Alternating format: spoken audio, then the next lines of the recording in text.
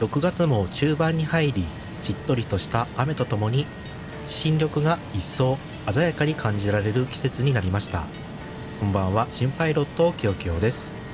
今週も1週間フライト本当にお疲れ様でした。さあ、今週も週刊フライトシムニュースを始めていきます。今回は予定を変更して先週のフライトシムエキスポ2026で公開された機体特集をお送りします。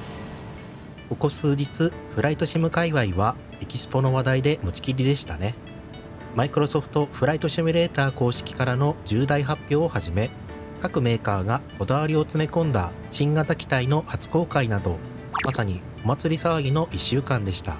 今回はこのエキスポで何が明かされ、今後のフライトシムの世界がどう変わっていくのか、大注目ポイントを凝縮してお届けします。それでは今週のヘッドラインです。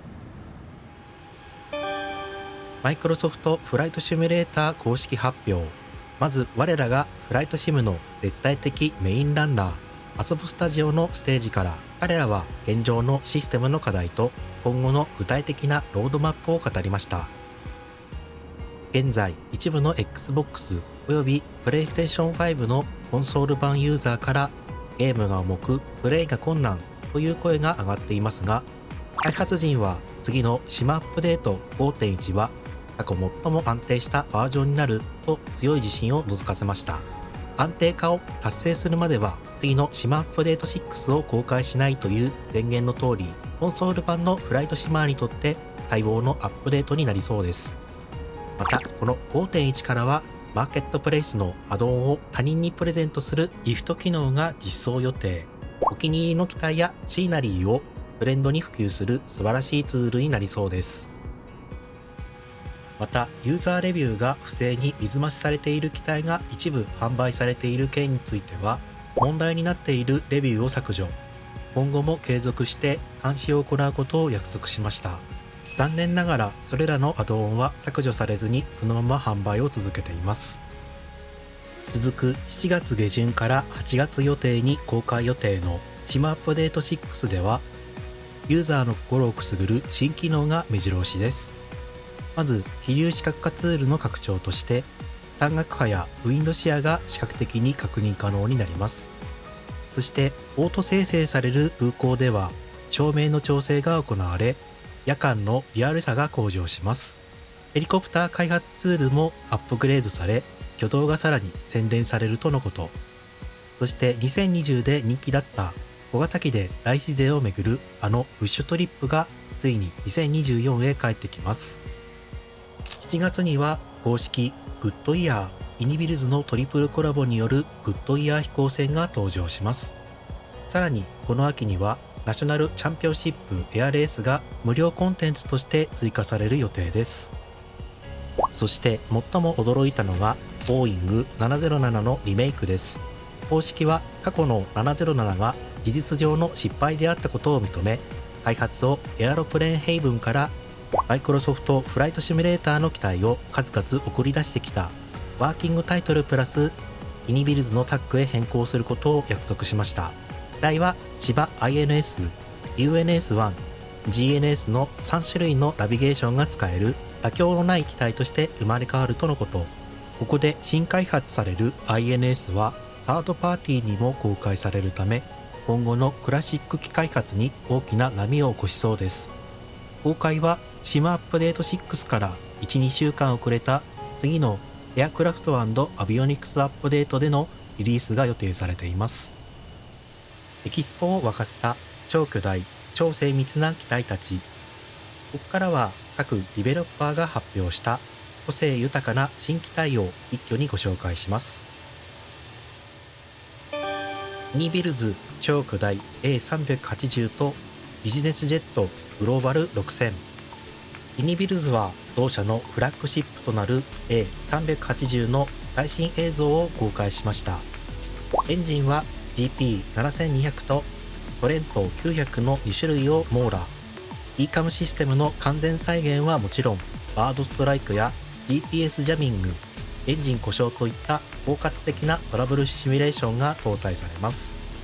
さらにこだわりのキャビン内装は移動すると音量や音質が変わる音響システムを搭載。過去 A350 で内装を豪華にしすぎて FPS が低下した苦い経験を生かし、今回は徹底的な最適化を行っているとのこと。また同社の空港であれば3本のボーディングブリッジを同時接続できるギミックも用意され、まさにフラッグシップの名に恥じない怪物機になりそうです。ちなみに今後イニビルズは現時点でライバルのいない航続距離1万1000キロ超えの長距離ビジネスジェットグローバル6000を開発することも発表され、こちらも期待が高まります。シタプティック A220 いよいよ最終段階。お隣の韓国でも採用されている小型ハイテク機 A220、 期待されたリリースの発表こそありませんでしたが、開発チームからはシステムは完成しており、現在はバグ取りの最終段階という嬉しい報告がありました。公開されたトレーラーでは離陸から着陸までチェックリストに沿って精密に動作する様子や、地形レーダー、緊急着陸システムがあることを確認しています。さらにフラップやギアが動いている時の作動油の加熱や複雑な RNP アプローチ、シムブリーフへの完全対応など、普段のフライトで申し分のない機体が出てきそうです。ベクター787、ユナイテッド航空カラーの機体で登壇したベクターの開発チーム。機体の開発は順調で、2026年内のリリースを目標としつつ状況を報告しました。離圧システムがエンジン始動時に伴いリアルタイムで駆動する様子や、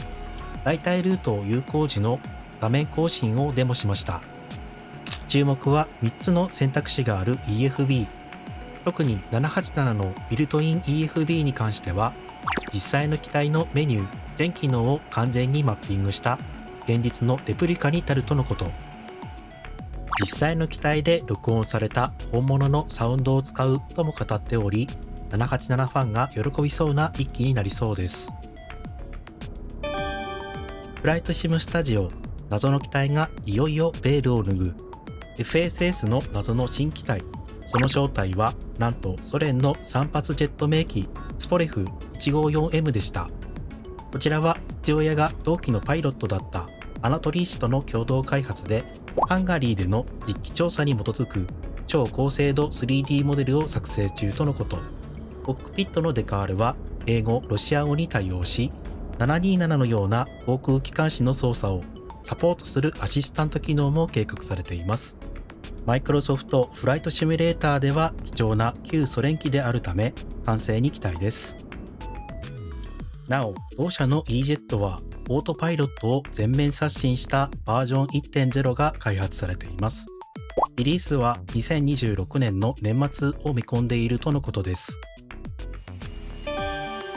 ミルテックシミュレーションズ、誰も予想しなかったダッシュ8。今回のエキスポで最大の不意打ちを食らわせたのがミルテック。数々の軍用機の画像に紛れて公開された1枚の尾翼画像。それはとある軍で運用されているボンバルディア DHC-8 の偵察型でした。純粋な旅客型ではないものの、マイクロソフトフライトシミュレーター待望のクオリティの高い DHC-8 がついに登場することになります。複数の派生型を計画中とのことなので、その中に旅客仕様が含まれていることを祈りましょう。コントローラー部門、自宅コックピットがさらに進化する。今回発表されたのは機体だけではありません。ハードウェアも熱い発表が相次ぎました。モザ、エアバス、ボーイング用デバイスを豊富に公開。まずはエアバス用のオートパイロットをコントロールする FCU の MA3F を発表。こちらは FCU と EFIS がセパレートになっており、ペアにして運用するのもよし、単品だけでも操作可能になっています。さらに金属筐体でキーパッドが固めの CDU としてエアバス用の MA3F FCD、ボーイング用の MB7F FCD も発表。画面については HDMI を接続することなく USB と専用のアプリケーションでコントロールができるとのことです。